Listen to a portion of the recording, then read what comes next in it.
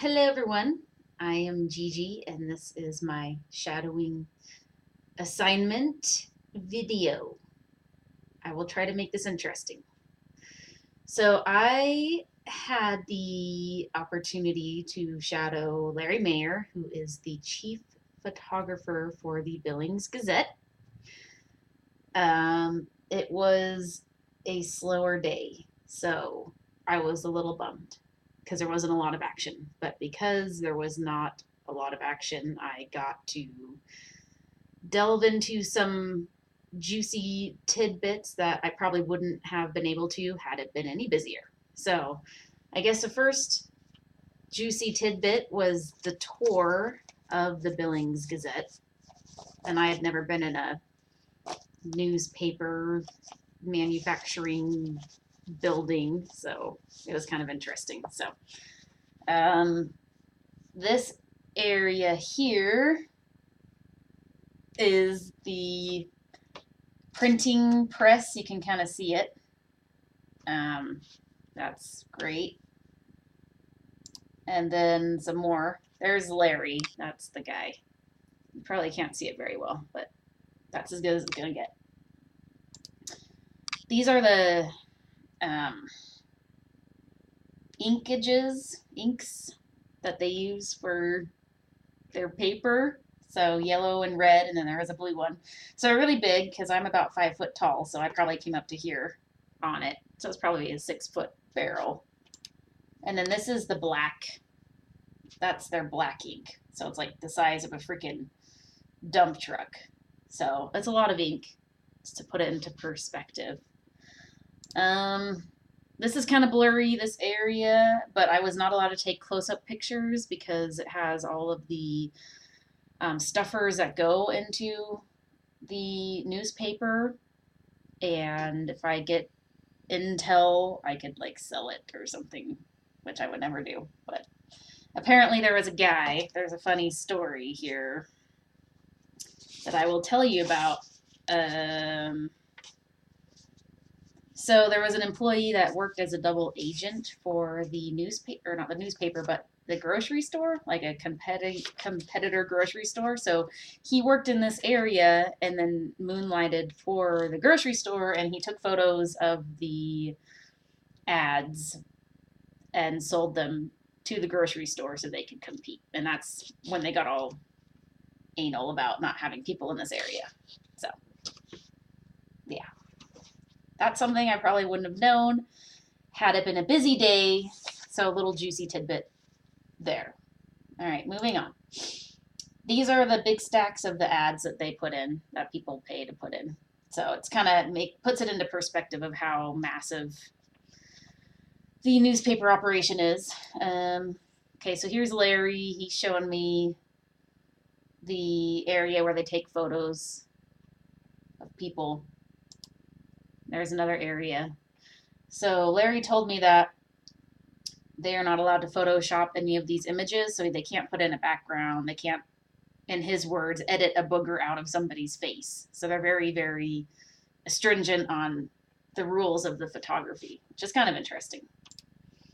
Then I got to go to the catacombs of the Gazette, which was really cool. And these are all the old records of the old newspapers. So we've got 1907, 1908, 1909, 1910. So that's pretty cool that they have that. I guess there was a flood and they lost a lot of stuff. Yeah. Here's a cool shot. I don't know if you can see that or not. It says A-bombs power increase. So I just got a couple shots here of like the cool old papers, but you may not be able to see them very well. A cool old shoe ad. Everything's illustrated. They didn't do pictures of products. They did illustrations of products, which is kind of neat. This is the basement of the printing press, and these are all rolls of paper.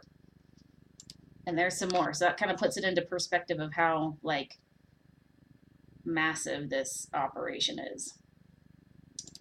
Moving on, here is a video of some action, which is actually really kind of boring, but at least it's something. So why don't you watch that for a second? So you can't really see any damage on the outside. This was the fire that broke out at the First Interstate Bank. And there's Larry being very photographer-y, 'cause that's what he does.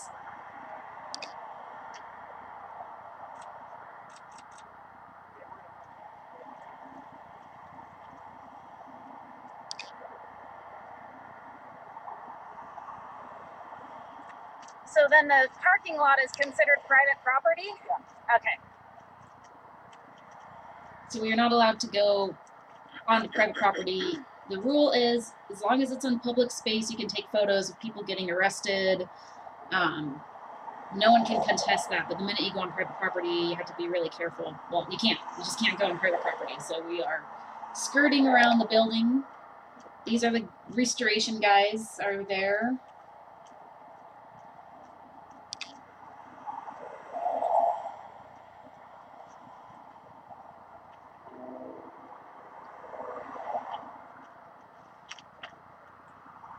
So it's not very exciting.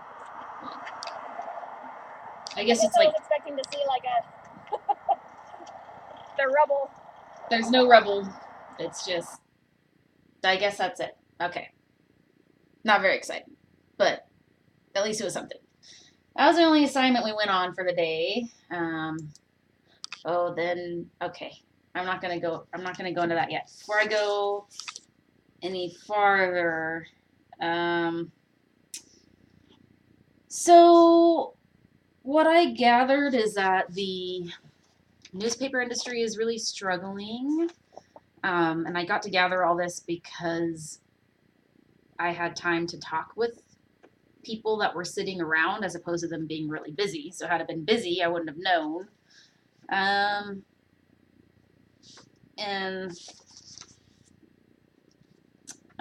When we were heading back, I asked him how long he's been at the Gazette. He said 38 years he's been the photographer at the Gazette.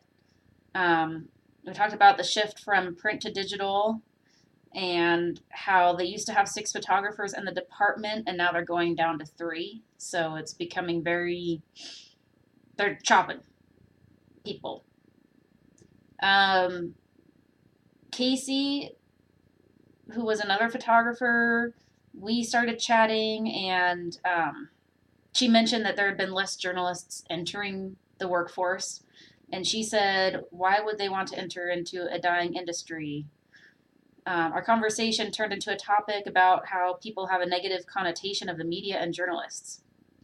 She joked around saying, people think we plant these conspiracies in the media, but we barely have time to tie our own shoes. We talked about how the industry was struggling and how there's more pressure on who is still there to do multiple things. So now the photographers are responsible for uploading to social media, writing portions of content, and that there's been a shift from men to women with the photography thing, which I think is kind of cool. She also talked about how it's not around the clock excitement as seen in my feature film here. So I guess a lot of people think when they go into the industry that they're going to be bringing like world-changing news, and they're going out and taking pictures of like people running on the rims and fishing, which was her assignments for the day. We then talked about how there was an in-house team that used to assemble the newspapers, and how they outsourced that in-house team to some like bizarre company in Missouri. And this team out in Missouri is like basically a sweatshop for content assembly, and they pay them like really low, and they have all these really unrealistic quotas. And so that was kind of telling of where the industry is heading. And basically what Larry said is we were talking about the changing landscape of the newspaper environment. He said that the papers were working towards a new model, and I said, new model, what do you mean? And then he went on to discuss that how reporters are going to be doing all of the work. Reporters are going to be taking the photos, taking the videos, posting to social media, and writing the story. So they're starting to go to like one-man shows, which is a lot of work for somebody. But the way with the digital landscape is going, like these newspapers are now getting so cutthroat that within their desperation, they are outsourcing really important operations of their business. They're expecting more from less people, and they're eventually expecting everything from like one person. So my career aspirations have been unmoved as I had no plans to go into journalism, and this visit further cemented my thoughts. Basically, it sounded like the newspapers are still in the death throes, and from what I could see at the Gazette, it wasn't like a bustling place. Granted, people have different shifts and whatnot, but more and more empty desks, more and more stress on the workers that are there. And as one news reporter said in the building, it's a labor of love. So I think you have to be super passionate about it. That doesn't go to say for all aspects of news. I mean, you can still go into PR and TV, but I think it's just becoming more cutthroat. So I really enjoyed everybody there. So I think my perspective on journalists has changed to more positive. Whereas before I kind of felt like they were just all fake tan talking heads. I got a little bit more of a taste of the work that goes into this kind of stuff. The experience was really positive.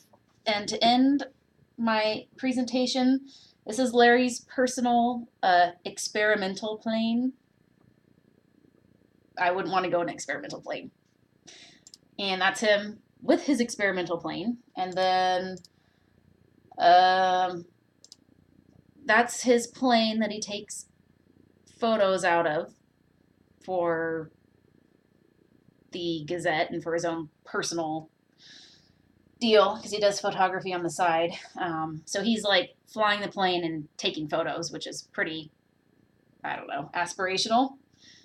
So I was lucky. It was slow. We got to go to his hangar, see planes, and then this is a view from the Petroleum Club because I got taken out to a Petroleum Club for lunch because I'm spoiled, I guess.